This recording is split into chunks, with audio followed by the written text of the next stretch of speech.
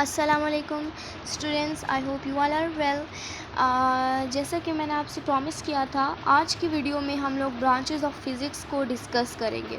So most of the peoples ये consider करते हैं कि जो फिज़िक्स है वो साइंस की एक ब्रांच है, लेकिन ऐसा नहीं है। फ़िज़िक्स जो है ये एक साइंस की ब्रांच नहीं है। फ़िज़िक्स जो है ये ब्रांचेस की ब्रांच है। अगर हम लोग देखें साइंस को, तो साइंस तो हमारे पास एक लैटिन वर्ड सेंसिया से निकला है, जिसका मतलब है नॉलेज।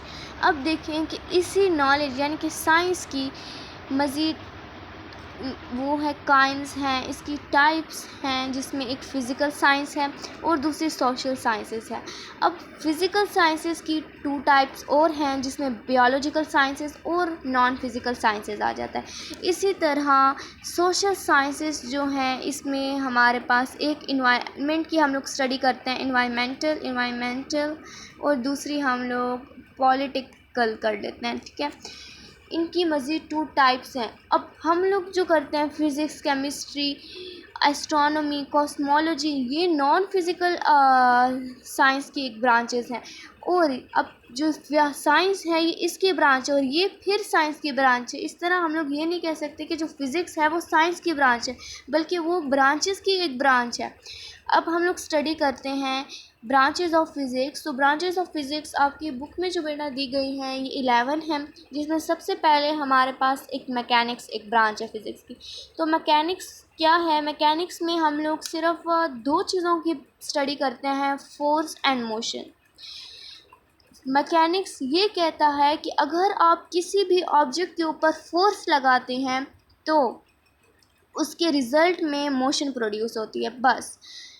अब यहाँ पे हम लोग मोशन की डायरेक्शन या उसकी काज या कुछ भी नहीं देखते, बस आपने एक ही बात को जहन में रखना है, जब किसी ऑब्जेक्ट में आप फोर्स लगाएंगे तब उसके रिज़ल्ट में मोशन प्रोड्यूस होती है। ये चीज़ मैकेनिक्स कहता है।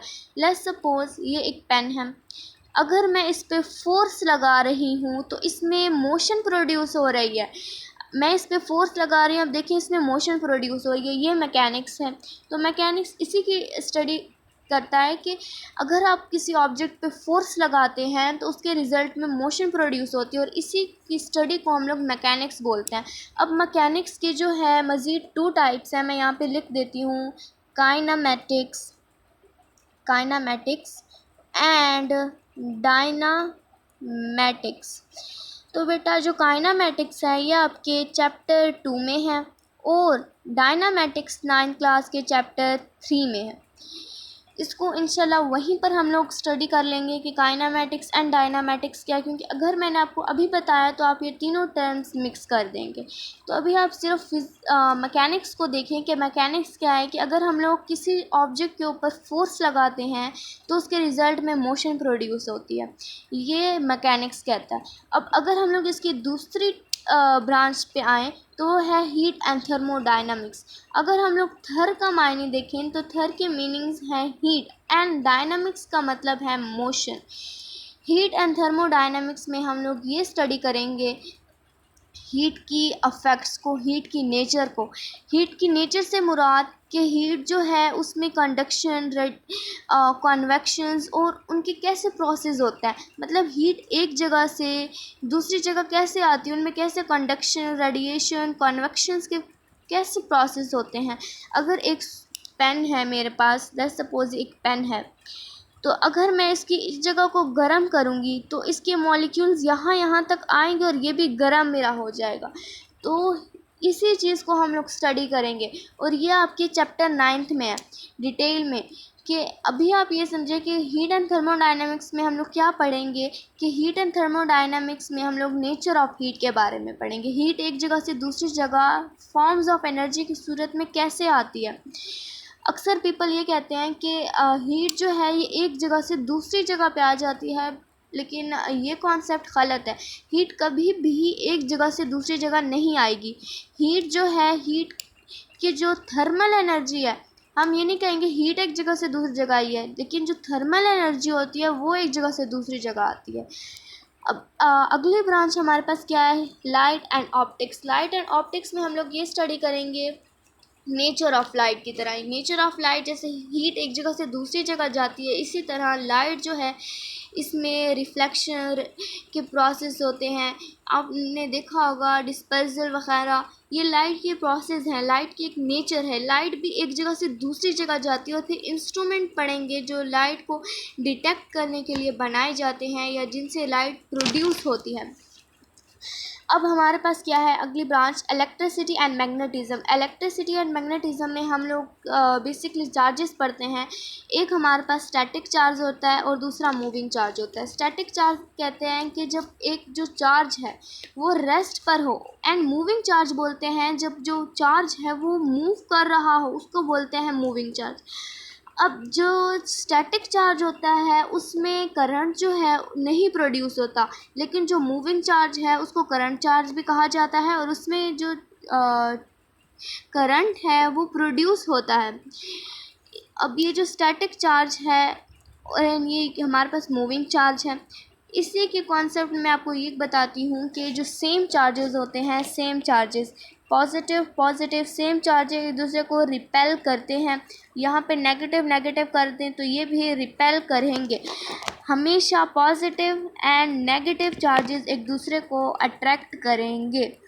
स्टैटिक में क्या होगा कि चार्ज रेस्ट पे होंगे, कोई भी इलेक्ट्रिसिटी या करंट प्रोड्यूस नहीं होगा। मूविंग पे करंट चार्जेस होंगे, फ्लो ऑफ एनर्जी होगी, तो क्या होगा, करंट प्रोड्यूस होगा।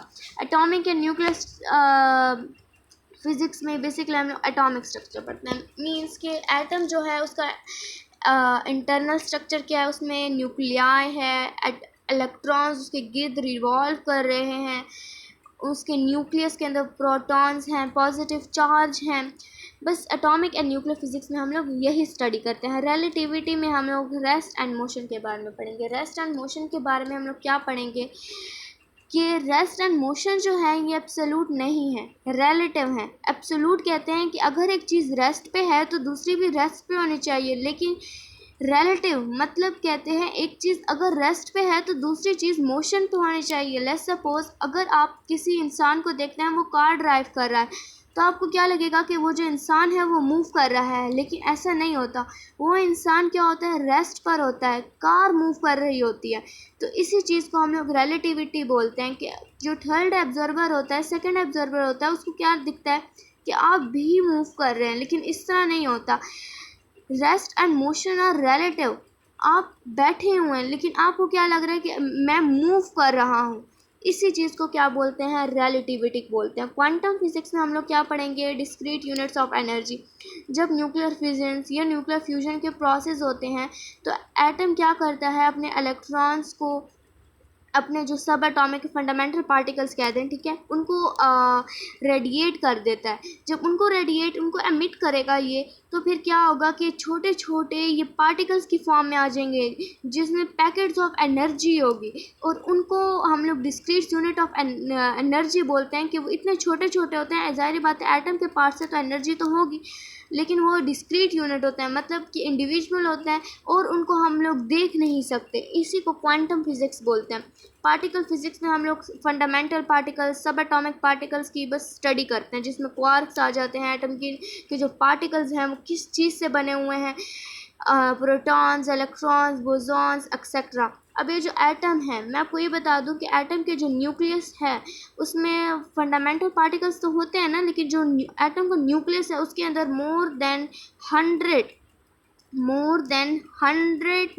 देन हंड्रेड सब एटॉमिक पार्टिकल्स होते हैं। जो कॉस्मोलॉजी है, कॉस्मोलॉजी के अंदर हम लोग क्या करेंगे, स्टडी ऑफ होल यूनिवर्स, जिसमें बिग बैंग थ्योरी आ जाएगी, ग्लेशियर्स आ जाएंगे, और मतलब जितनी भी लार्जेस्ट ऑब्जेक्ट्स हैं ये हमारे पास कॉस्मोलॉजी में आ जाएगी।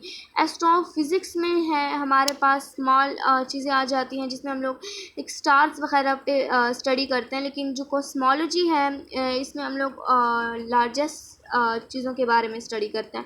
बायोफिज़िक्स में हम लोग ये स्टडी करते हैं कि एक ऑब्जेक्ट है, एक ह्यूमन बीइंग है, उसको हम लोग कैसे ठीक कर सकते हैं, उसके फ़िज़िक्स के लॉस को अप्लाई करके। जैसे हमारे एक्सरेज होते हैं, तो एक्सरेज हमें ठीक करने के लिए होते हैं, एक्सरेज ह्यूमंस के लिए होते हैं, लेकिन एक्सरेज कह दें या सिटी स्कैन कह दें, MRT कह दें, थर्मामीटर, तो ये लास्ट जो हैं ये फ़िज़िक्स के हैं, लेकिन ये किसकी हेल्प कर रहे हैं? ह्यूमंस की, लिविंग थिंग्स की।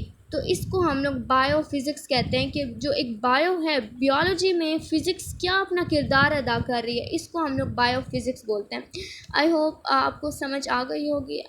नेक्स्ट वीडियो में हम लोग इंशाल्लाह इससे आगे का पढ़ेंगे। ओके, अल्लाह हाफ़िज़।